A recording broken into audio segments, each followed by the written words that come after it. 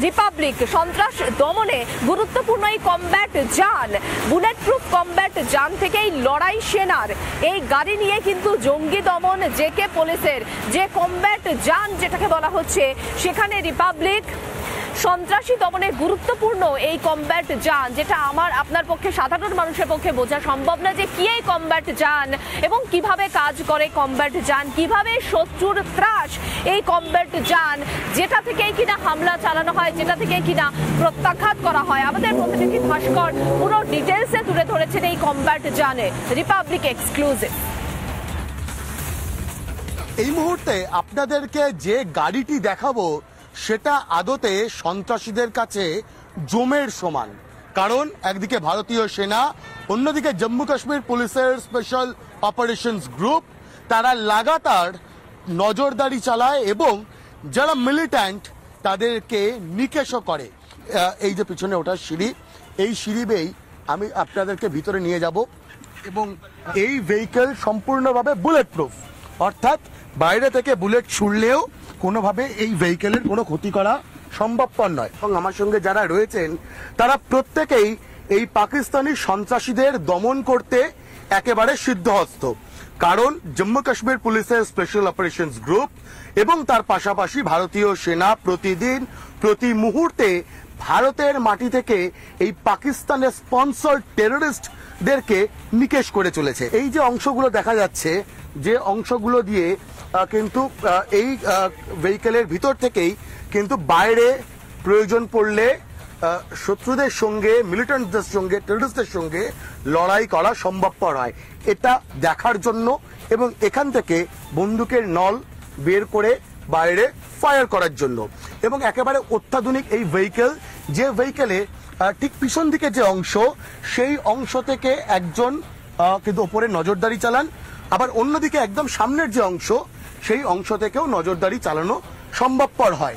এই ধরনের যে সমস্ত বুলেট প্রুফ ভেহিকেল, সেই বুলেট প্রুফ ভেহিকেলগুলো অনেকটাই মনোবল বাড়িয়ে দিচ্ছে ভারতীয় সেনা কিংবা জম্মু কাশ্মীর পুলিশের স্পেশাল অপারেশনস গ্রুপের।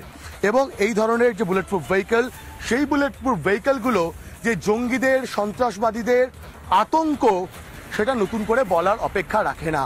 গোটা জম্মু কাশ্মীর জুড়ে এই ধরনের যে ভেহিকেল, সেই ভেহিকেলে করেই টহলদারি চালানো হচ্ছে জম্মু কাশ্মীর পুলিশের স্পেশাল অপারেশনস গ্রুপ কিংবা ভারতীয় সেনার পক্ষ থেকে। ভিডিও সঞ্জনীয়ার সঙ্গে ভাস্কর বসু, রিপাবলিক বাংলা, জম্মু। অপারেশন সিঁদুরের পরে পাকিস্তানের টলমল অবস্থা, কিন্তু এই টলমল অবস্থাতেই মিথ্যাচার করতে ছাড়ছে না পাকিস্তান। সোশ্যাল মিডিয়ায় পাক মন্ত্রীর পুরনো ভিডিও সেটা ভাইরাল হয়েছে।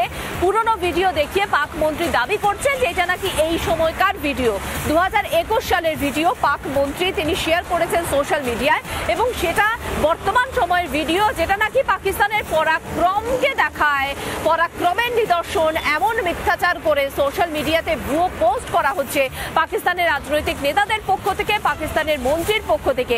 এর আগে আমরা দেখেছিলাম যে 2016 সালের একটা ভিডিও পোস্ট করা হয়েছিল এবং বলা হয়েছিল সেটা নাকি বর্তমান সময়ের, অর্থাৎ 2025-এ পেহেলগাঁও হামলার পরের ভিডিও। এরকমই কিন্তু মিথ্যাচার পাকিস্তান চালিয়ে যাচ্ছে, অর্থাৎ পাকিস্তানের যে স্বভাব চেঞ্জ হবে না। পাকিস্তান যে আছে, পাকিস্তানেই একমাত্র তাদের একটাই উদ্দেশ্য মিথ্যাচার করা, সন্ত্রাস ছড়ানো, এমনটাই কিন্তু যা পাকিস্তান করে চলেছে বিগত কয়েক দশক ধরে।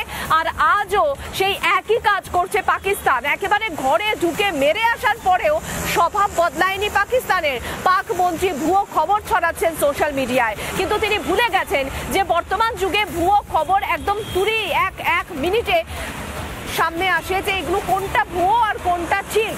তাই পাকিস্তানের স্বভাব বদলাবে না কোনোদিনও। 2021-এর ভিডিও, 2016-র ভিডিও বর্তমান সময় বলে চালানো হচ্ছে, কিন্তু গোটা দুনিয়া জানে যে পাকিস্তান কেমন। ভারত পাকিস্তানের স্বভাব চরিত্র ভালো করে বুঝে নিয়েছে। এই রকমের ভুয়ো ভিডিও দেখিয়ে কোনো লাভ নেই। নিজেরা যে এই মুহূর্তে টলমল অবস্থায় রয়েছে, নিজেরা যে থরমরি কম্প করছে, কান্নাকাটি করছে, তাদের এই সমস্ত আচরণে, দিশেহারা আচরণে সেটা স্পষ্ট হয়েছে। বিশেষ প্রতিবেদন।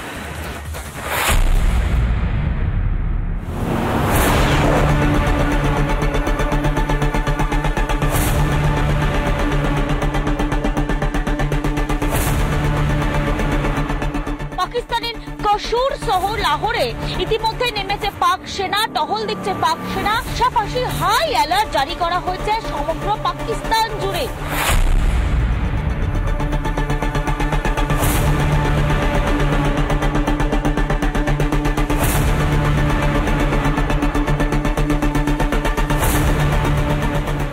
পুরনো ফেক ভিডিও দেখিয়ে পাকিস্তান লাগাতার মিথ্যে প্রচার করার চেষ্টা করছে, লাগাতার নজর ঘোরানোর চেষ্টা করছে।